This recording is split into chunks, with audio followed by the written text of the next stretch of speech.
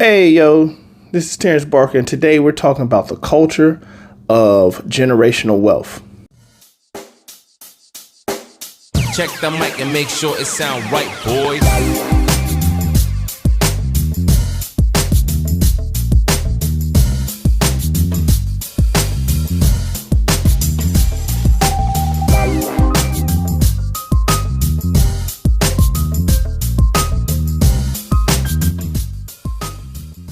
Most people aren't born with a silver spoon in their mouth.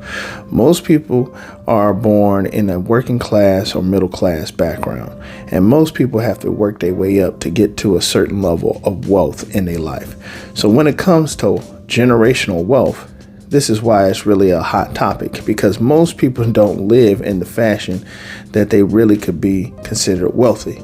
As a matter of fact, there has been some studies out there and says that most people actually live to check, regardless of their income, like in the US, like when it comes down to like $100,000 and below.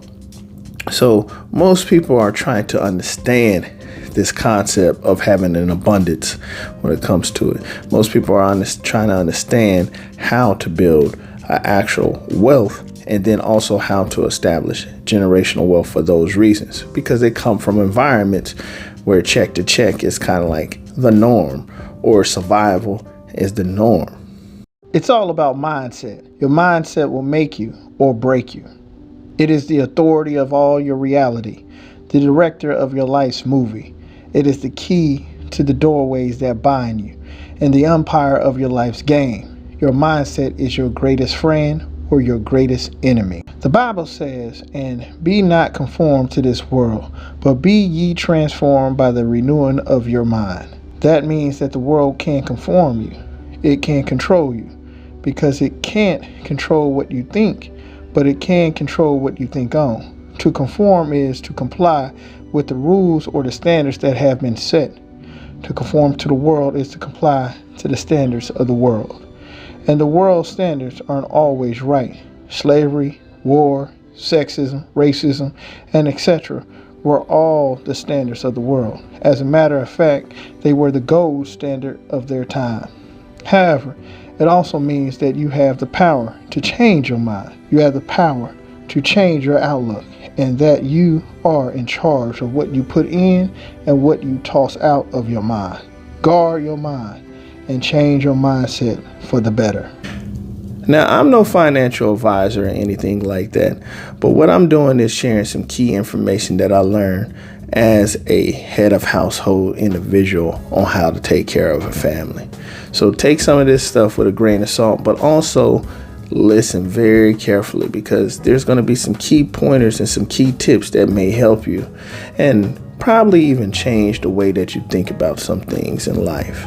Now, to get to an abundance of things, one of the most simplest ways is to try to find out how to minimalize your life and not really go out there and overspend. Why? Because the culture around most people is advertising wherever you go. I mean, there's advertising on your phone constantly, on all social media platforms. It doesn't matter. There's advertising on these billboards when you drive around. There's advertising like up on your television. No matter where you go, you're seeing constant advertising. So we live in a nation where consumerism is actually posted right in your face. As a matter of fact, especially in the United States, consumerism is so high. You could probably have kids name more company brands than actual plants outside. They actually know brand companies than the environment that they kind of live in. You know what I mean? Because those brands are a lot more popular and a lot more louder than knowing what type of tree or what type of food that they actually eat. So consumerism is a very high thing in the United States. So what does that mean for you as a family when it comes to building generational wealth?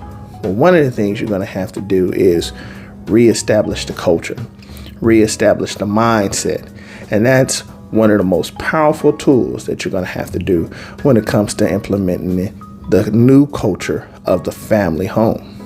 So how do we establish a new culture? Well, You got to keep exposing people to new things. You got to keep advertising it. Because when it comes to culturalization is unstoppable. Once you expose it, you can't unexpose it. So you got to keep establishing new norms and new habits daily, to the family, to establish this new culture, but do it in a way where it's fun and not toxic, and also where it's the normal conversation. That way, the mindset can start slowly adapting and changing, for the better and for the healthy. Talk about money, talk about finance, talk about, not having abundance of material things. Talk about to the family what makes them happy.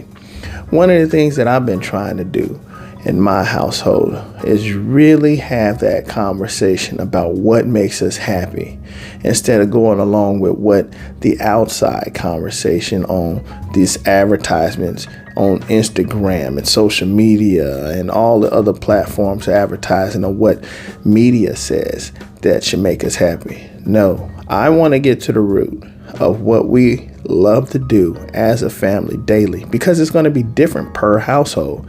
Want to write them down, talk about it, and you know what? Go out there and live what we like to do daily. And what I've been finding out is it's not really a lot of expensive tasks. A lot of things that I like, my daughter likes, my wife likes, is normally about spending time and enjoying each other. A lot about, doing some simple things that aren't really that extravagant, so you got to kind of understand what makes you happy on this journey. That way you don't just try to keep filling up your happiness with material things, because if you keep doing it, it's like a fire. You're going to just keep burning up those things, and you're going to have a house full of things and materials that you really don't need. So minimalism is not about going out and living so far low with this extreme of minimalism idea. No, it's about finding out what truly makes you happy that you could do daily and going out there and doing it. And it's not to say that it's not going to evolve over time. Yes, it will. But you have to kind of change the mindset where you're more in control of it as a family, and more in charge of what you know and what you like and what you dislike, and have conscious decisions out in the forefront versus having unconscious decisions rule your life. As one person had once said, you can't control what people think, but you can control what they think on. And if I have you think on it daily, guess what's going to happen? You're going to become a consumer of that.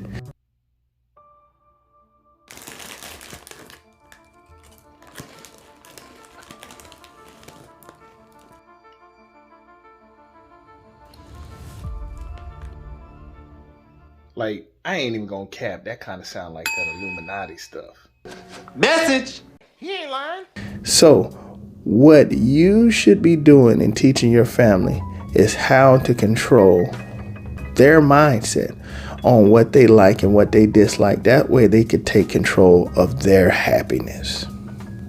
All right, guys, I hope that's going to be something very useful for you and your family, and that bit of information that I shared, that you could go on this learning journey with me. Once again, this is Terrence Barker from I Am My Family's Keeper. Peace. Check the mic and make sure it sound right, boys.